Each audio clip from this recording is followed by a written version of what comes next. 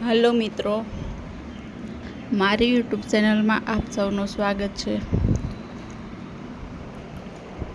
આજે આપણે વાત કરશું ટેટ 1નું PML ક્યારે આવશે, DLED વાળા માટે પોર્ટલ ક્યારે ખુલશે અને કેમ થયું એટલું બધું મોડું PML આવવા માટે।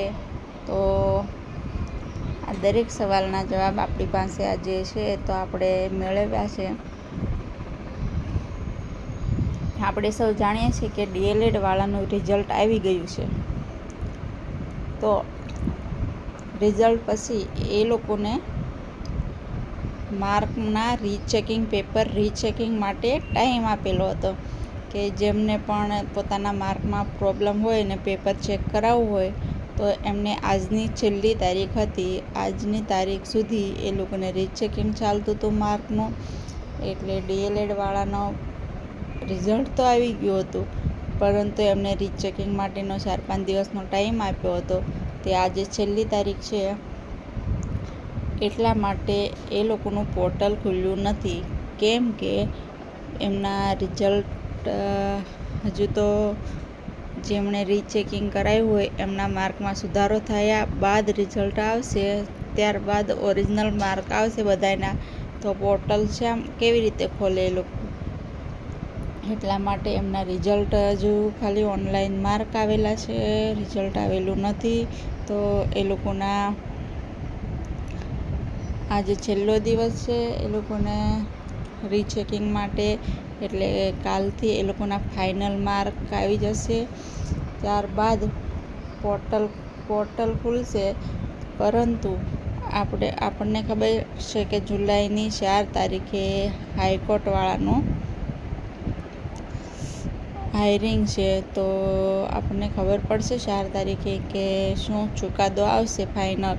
જો ફાઇનલ ચુકાદો આવી જશે અને ચુકાદો ઉમેદવારની તરફેણમાં હશે તો એ લોકોને પણ માર્ક એ લોકોએ તો ઓફલાઈન તો ફોર્મ ભરી જ દીધા છે, કદાચ એ લોકોને પણ આ DLED વાળાના પોર્ટલ ખુલશે તો એ સાથે સાથે એ લોકોને પણ ઓનલાઈન ભરવા માટે પરમિશન આપી શકે કદાચ।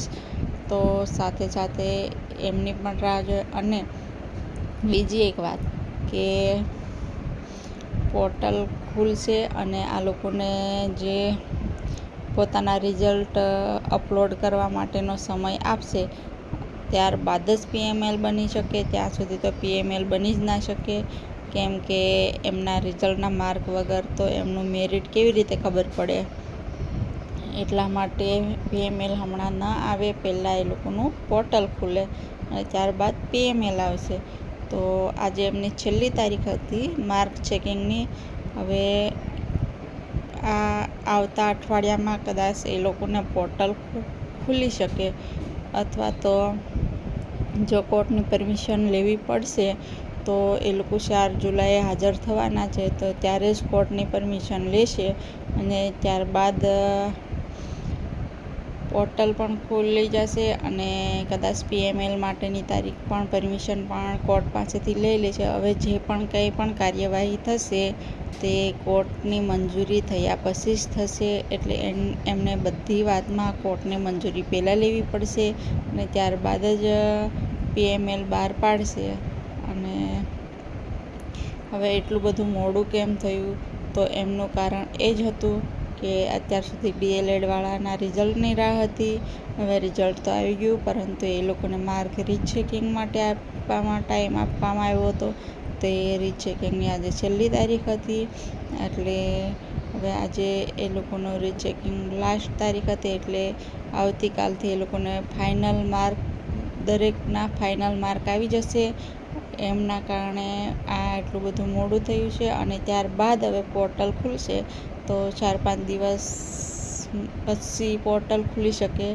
તો એ પોર્ટલ ખુલવામાં પણ કદાચ એ લોકોને રિઝલ્ટ અપલોડ કરવામાં પણ અઠવાડિયાનો ટાઈમ આપી શકે। તો રિઝલ્ટ અપલોડ કરવામાં પણ અઠવાડિયું જતું રહેશે, ત્યારબાદ PML આવશે। તો એમ કરતાં હજુ કદાચ 15 દિવસનો ટાઈમ જતો રહેશે।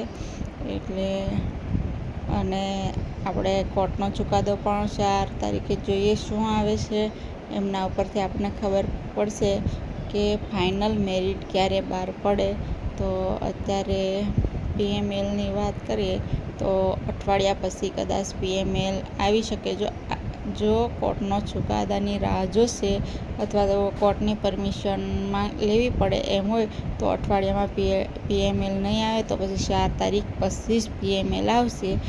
પરંતુ 4 તારીખ પહેલાં પોર્ટલ ખુલશે DLED વાળાના રિઝલ્ટ અપલોડ કરવા માટે. અને PML હજુ તો રિઝલ્ટ અપલોડ કરી અને ત્યારબાદ PML બહાર પાડશે. પરંતુ કોર્ટની પરમિશન લઈને કોર્ટ જો પરમિશન આપશે તો જ. અને એ 4 તારીખે જ્યારે કોર્ટમાં હાજર થશે ત્યારે કદાચ પરમિશન લઈ શકે છે શું ચુકાદો આવે એમના ઉપર.